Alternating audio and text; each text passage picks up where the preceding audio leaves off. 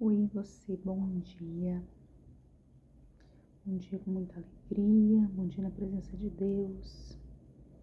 Estamos aí retornando com nossa leitura bíblica diária. Estamos aí no desafio da leitura bíblica durante um ano. Hoje, dia de número 151. Nós vamos hoje de 2 Crônica, capítulo de número 13 ao 14, e Evangelho de João, capítulo de número 12, do 1 ao 26. Você que acompanhou a gente aí anteriormente, você viu que nós estamos aí dentro da tribo, dentro do povo de Israel, né? Os descendentes de Jacó, eis que se tornam tribo de Israel, porque Jacó teve o nome trocado de Jacó para Israel. E agora a gente teve o primeiro rei Saul, o segundo rei Davi, e depois de Davi, Salomão. Salomão, então, após sua morte, quem assume o reinado é o seu filho Roboão. E aí, o seu filho Roboão começa a fazer o que é mal aos olhos de Deus. E depois a gente vai ter, em contrapartida, Jeroboão. Após a morte de Roboão,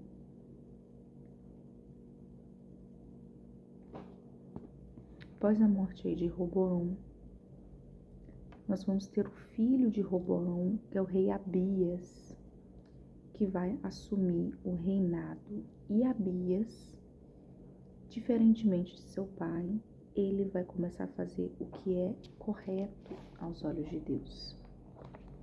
Mas nesse meio tempo, pelo fato de Roboão ter feito o que era mal aos olhos de Deus, ele conseguiu ter um levante aí dentro do povo de Israel.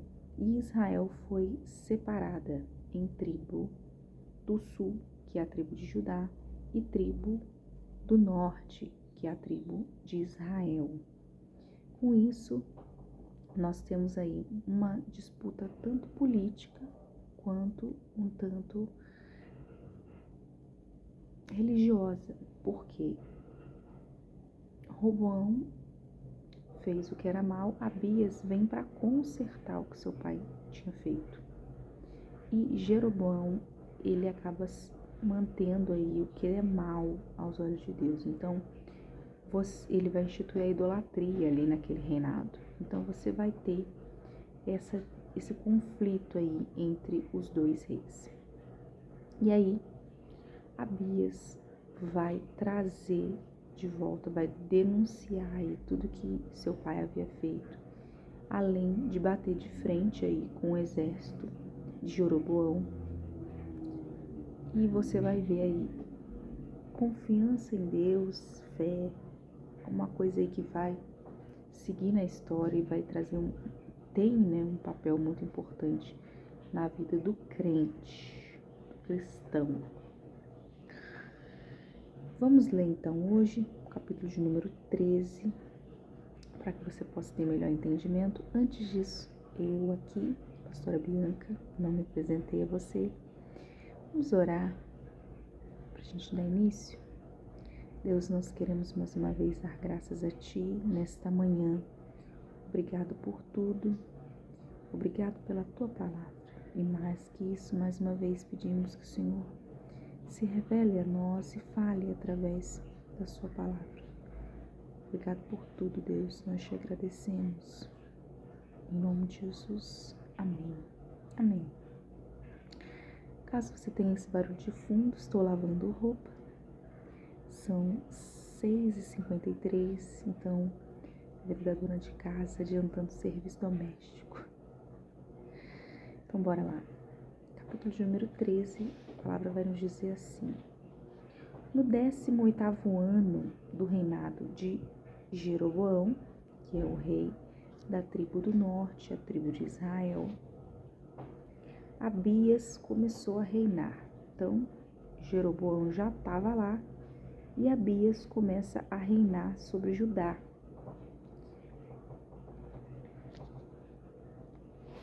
E eis que ele reinou 3 anos em Jerusalém. A mãe dele chamava Micaía, era filha de Uriel, de Gibeá. Também houve guerra entre Abias e Jeroboão. Então, os dois reinados aí tiveram um conflito. E Abias foi quem começou a guerra com exércitos valentes guerreiros de 400.000 homens escolhidos aí a dedo de Jeroboão. Pôs em ordem de batalha contra ele um exército de 800.000 homens, escolhido pelos valentes guerreiros. Abias pôs-se em pé ao alto do monte Zemaraim, que está na região montanhosa de Efraim, e gritou: Roboão e todo Israel, escutem o que vou dizer. Será que vocês não sabem que o Senhor Deus de Israel deu para sempre a Davi a soberania de Israel, a ele e a seus filhos por uma aliança perpétua? Eis aí que Abias declara aí ao rei Jeroboão, né? Contudo, Jeroboão, filho de Nebade, servo de Salomão, filho de Davi, se levantou e se rebelou contra o seu senhor. Juntaram-se a ele uns homens vadios, malignos, que desafiaram Roboão, filho de Salomão. Como Roboão era ainda jovem e indeciso, não lhes pôde resistir. Então, você vê que até o pessoal que se juntou contra Jeroboão, o pessoal que juntou com Jeroboão contra o rei Abias, não era uma galera muito boa, não, né? A Bíblia mesmo menciona que eram homens vadios e malignos. Então, a procedência desses homens não era da melhor, não.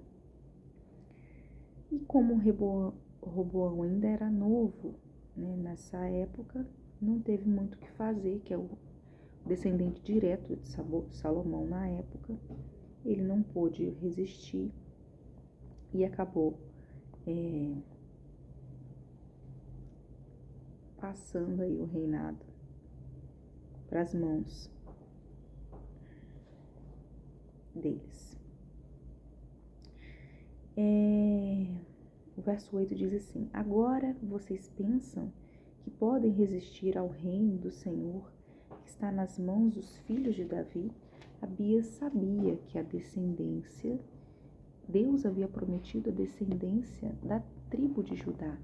E ele cria nessa promessa, ele acreditava nessa promessa. E ele foi para cima de Jeroboão, né? E aí ele fala: vocês são uma grande multidão, estão trazendo com vocês bezerros de ouro que Jeroboão fez para serem seus deuses. Não é verdade que vocês expulsaram os sacerdotes do Senhor, os filhos de Arão e os levitas, escolheram para si outros sacerdotes, como fazem os povos de outras terras? Então, Jeroboão ele estava totalmente fora do que Deus havia instituído.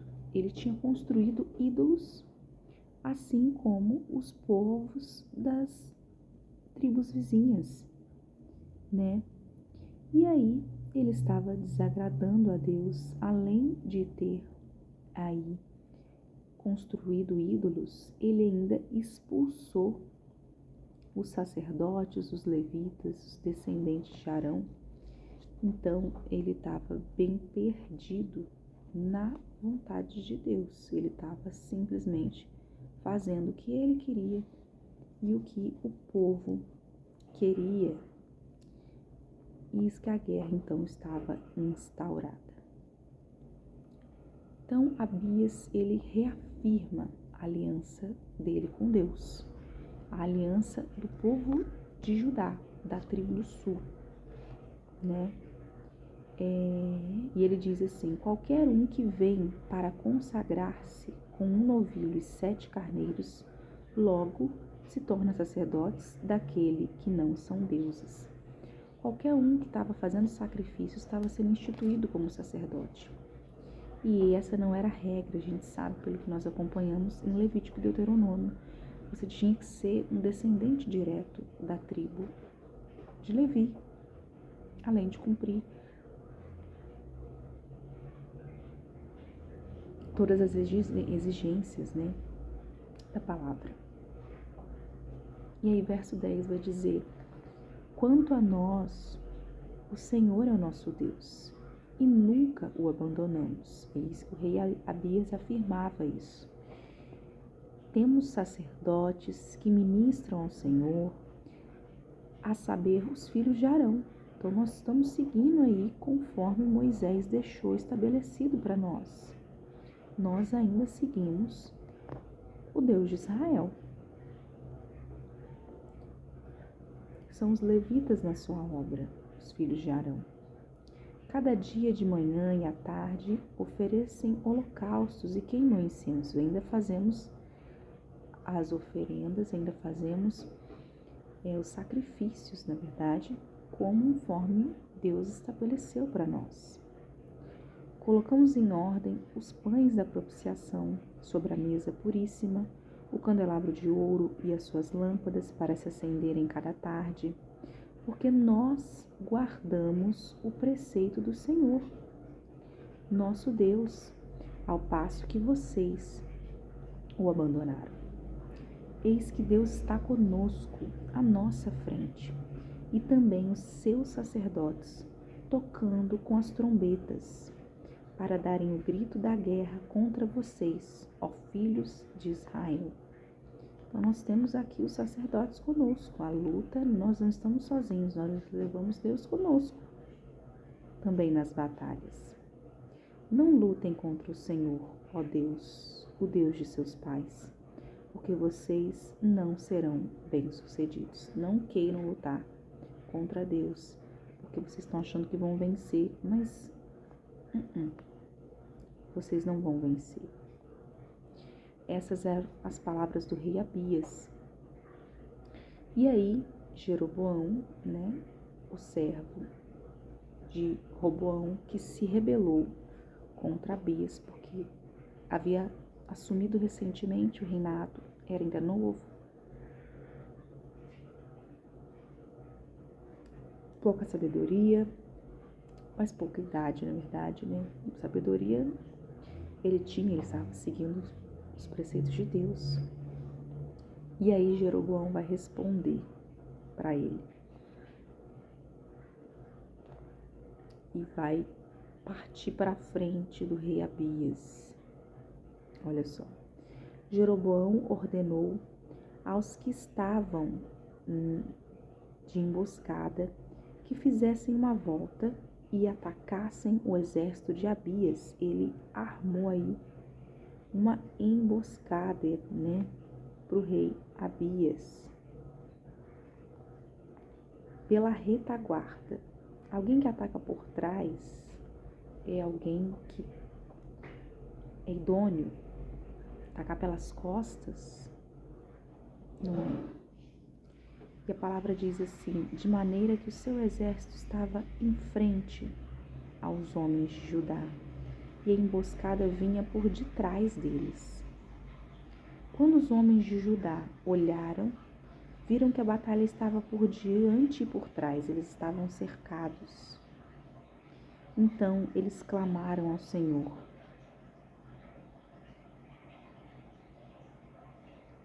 E os sacerdotes tocaram as trombetas. Os homens de Judá gritaram. Quando gritaram, Deus derrotou Jeroboão e todo o Israel diante de Abias e da tribo de Judá. Os filhos de Israel então fugiram diante de Judá e Deus os entregou nas suas mãos. Então o Senhor lutou por Abias naquele dia. E Deus socorreu ao rei Abias. A palavra vai dizer que Abias e seu povo fizeram grande matança entre eles, de maneira que morreram 500.000 homens escolhidos de Israel. Foram muitos. Assim os filhos de Israel foram humilhados naquele tempo. E os filhos de Judá, então, prevaleceram, porque confiaram no Senhor. Olha só. Eles prevaleceram porque eles confiaram em Deus, o Deus de seus pais. Então, mais do que uma vitória, que por quantidade não era para ser, eles haviam sido emboscados. Mas há momentos em que nós pedimos socorro e Deus batalha por nós. Quando nós entregamos a batalha nas mãos de Deus, Ele batalha por nós. Verso 19 vai dizer que Abias perseguiu a Jeroboão e lhe tomou a cidade de Betel, Jezanã e Efron em suas respectivas vilas. Jeroboão não restaurou mais o seu poder no tempo de Abias. O Senhor feriu a Jeroboão e ele morreu. Abias, porém, se fortificou. Tomou para si 14 mulheres, gerou 22 filhos e 17 filhas. Quanto aos demais atos de Abias, quanto os que fez, como os que disse, está tudo escrito no livro de histórias do profeta Ido. Então você vai ver aí que Deus estabeleceu a tribo de Judá aí nesse período. Permitiu porque Abias fez o que era bom aos olhos de Deus. Com isso, o Senhor lutou as batalhas dele e ele foi muito próspero no período em que ele governou. Capítulo de número 14, a gente vai acompanhar aí o reinado do rei Asa, que é quem sucedeu o reinado de Judá. O rei Asa, filho de Abias, vai assumir aí o reinado do pai. E assim como o pai, ele também vai fazer o que é bom aos olhos de Deus. Olha só, vamos acompanhar aqui no verso 14. Diz assim, ó: Abias morreu e eles o sepultaram na cidade de Davi. E Asa, seu filho, reinou em seu lugar. No dia dele, a terra estava em paz durante 10 anos. Asa fez o que era bom aos olhos de Deus e rei. Então, ele fez o que era bom aos olhos de Deus, né?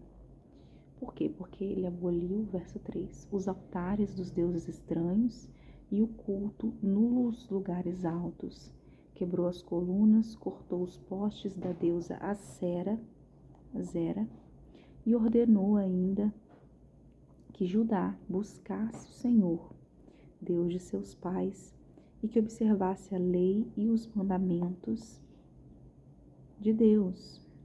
Também aboliu todas as cidades de Judá o culto de lugares altos e os altares de incenso, e houve paz no seu reinado.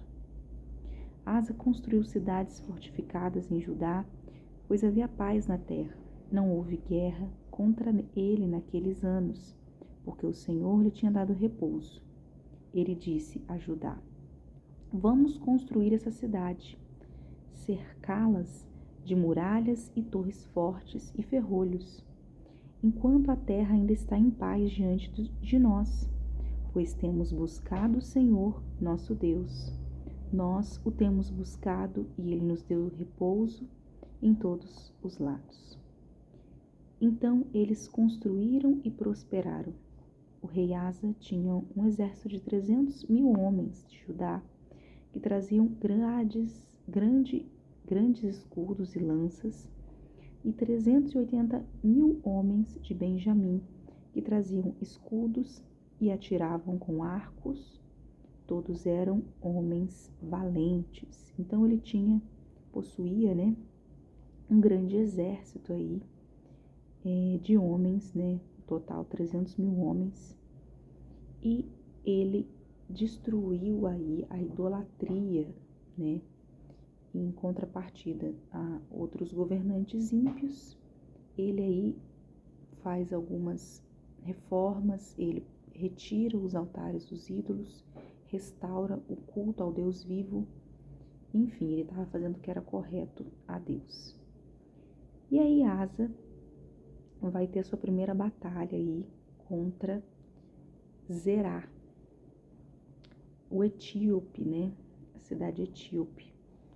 Vai dizer no verso 9 que Zera, o etíope, saiu contra eles com um exército de 1 milhão de homens e 300 carros de guerra. Gente, é muita gente, né? Para quem tinha 300.000, 1 milhão é muita coisa. Então Asa saiu contra eles e eles se prepararam para a batalha no vale de Zefatá, perto de Maresa. Asa então clamou ao Senhor, seu Deus, e disse: Senhor, além de ti não há quem possa socorrer numa batalha, entre o poderoso e o fraco. Ajuda-me, Senhor, nosso Deus, porque em ti confiamos e no teu nome viemos contra essa multidão. Senhor, tu és o nosso Deus, e não prevaleça contra ti o homem. E aí ele colocou que o Senhor é quem poderia vencer a batalha, e não ele propriamente dito, o rei Asa. E que o Senhor prevalecesse contra Zera. E aí o que Deus fez? Verso 12. O Senhor então derrotou os etíopes diante de Asa e diante de Judá, e eles fugiram. Asa e o povo que estava com ele os perseguiram até Gerar. E os etíopes foram mortos sem restar nem um sequer, porque foram destroçados diante do Senhor e diante dos seus exércitos, e eles levaram dali muitos despojos. Então eles derrotaram, os etíopes foram mortos e eles levaram o que eles podiam, né, que os despojos de guerra. Atacaram todas as cidades ao redor de Gerar, porque o terror do Senhor as havia invadido. Saquearam todas as cidades, porque nelas haviam muitos despojos. Também atacaram as tendas dos donos do gado e levaram ovelhas em abundância e camelos e voltaram aí para Jerusalém. Era comum, né, levar aí para si parte dos bens, do ouro, da prata, após vencer uma guerra. E eis aí então que o Senhor prevaleceu. Deus dá vitória aí à tribo de Judá, enquanto Asaí era o seu governante. Então, na parte de crônicas hoje finalizamos e vamos agora para o texto lá no Evangelho de João, capítulo de número 12, verso do 1 ao 26. A gente viu aí Jesus ressuscitar Lázaro e o plano começar a ser feito para que Jesus fosse morto. E aqui agora Jesus caminha para Betânia, né? A gente vai ver que estava próximo à Páscoa e eles estavam caminhando aí para o dia em que Jesus seria crucificado, né? Mas aqui em Betânia ele é glorificado. Ele tem uma entrada triunfal. Olha só. Verso 12.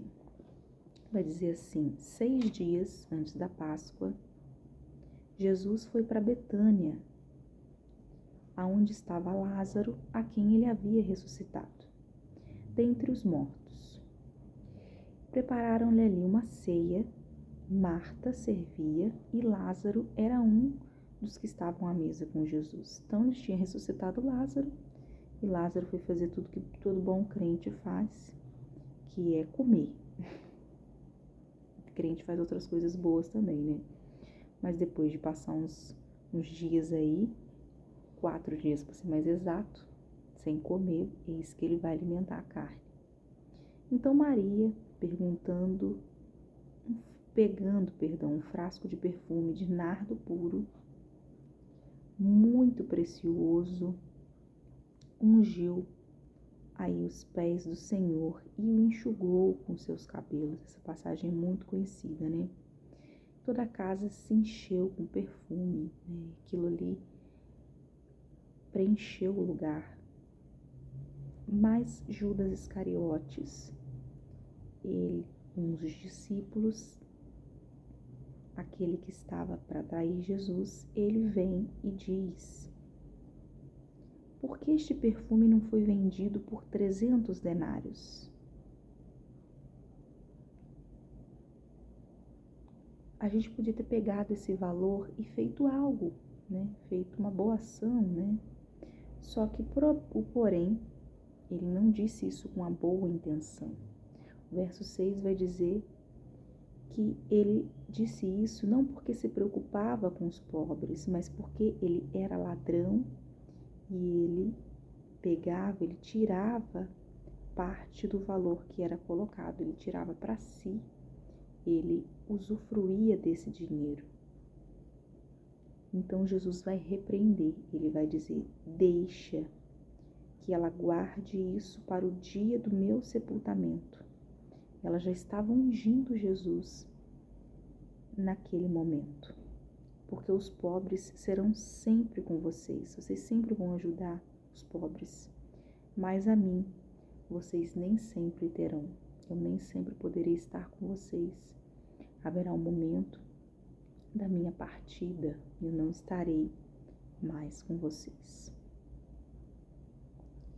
E aí, eis que um plano é feito para matar Lázaro. Olha só, verso de número 9, a palavra vai dizer assim: uma numerosa multidão dos judeus ficou sabendo que Jesus estava em Betânia e eles foram até lá, não só por causa dele, mas também para ver Lázaro. A notícia de que Lázaro havia sido ressuscitado dentre os mortos se espalhou. E o verso 10 diz que os principais sacerdotes, eles resolveram matar também Lázaro, porque muitos dos judeus, por causa dele, voltaram crendo em Jesus, começaram a acreditar, começaram a seguir os ensinamentos de Jesus. E os sacerdotes não criam que Jesus era o Messias. Questionavam, tinham medo, receio que Jesus tirasse também o poder político que, de certa maneira, eles exerciam. E aí o verso 12, a gente vai até qual hoje? 26. Vai dizer que no dia seguinte, a numerosa multidão que vinha vindo à festa da Páscoa, tendo ouvido que Jesus estava a caminho de Jerusalém, pegou ramos de palmeiras e saiu ao encontro dele, clamando: Hosana, bendito o que vem em nome do Senhor, que é o Rei de Israel. Eis que a entrada de Jesus lá em Jerusalém foi em ritmo de festa. Eis que os ramos de palmeiras era um rito feito somente para reis, para celebrar pessoas ilustres.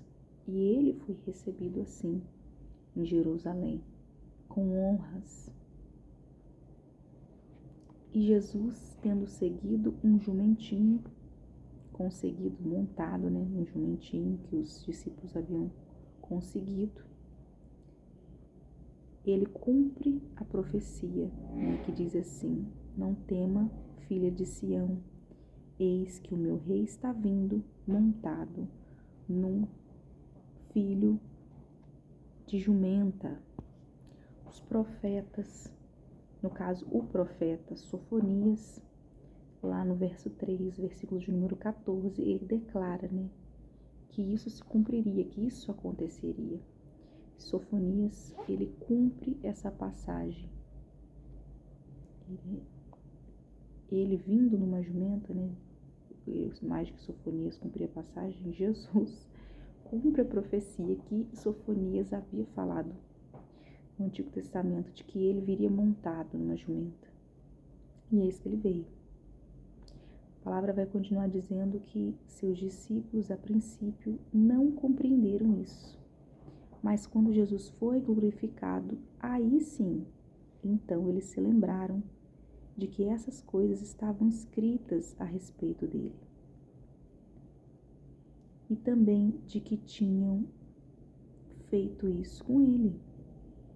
A multidão que estava com Jesus, quando ele chamou Lázaro do túmulo e o levantou dentre os mortos, dava testemunho, testificava, eles falavam sobre o que havia acontecido. Por causa disso, também toda aquela multidão saiu ao encontro de Jesus, pois ouviu que ele tinha feito esse sinal, ele havia ressuscitado a Lázaro. Então, os fariseus disseram entre si: vocês podem ver que não estão conseguindo nada? Eis que o mundo vai atrás dele. Vocês acham, os fariseus, falando assim: vocês acham que estão fazendo alguma coisa? Vocês vão ter perseguição por trás de vocês. Vocês estão achando que vocês vão muito longe? Enganam-se vocês. Vocês vão ser perseguidos. Mas Jesus já sabia, já previa sobre isso também.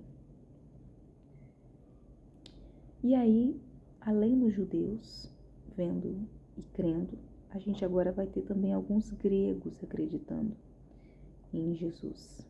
A palavra verso 20 vai dizer: ora, entre os que foram para adorar durante a festa, havia também alguns gregos. Estes se dirigiam a Filipe, que era de Betsaida de Galileia, e lhe pediram: Senhor, queremos ver Jesus. E Filipe foi dizê-lo a André, e André e Filipe os comunicaram a Jesus. Então Jesus se dirigiu a eles, dizendo: é chegada a hora de ser glorificado o Filho do Homem.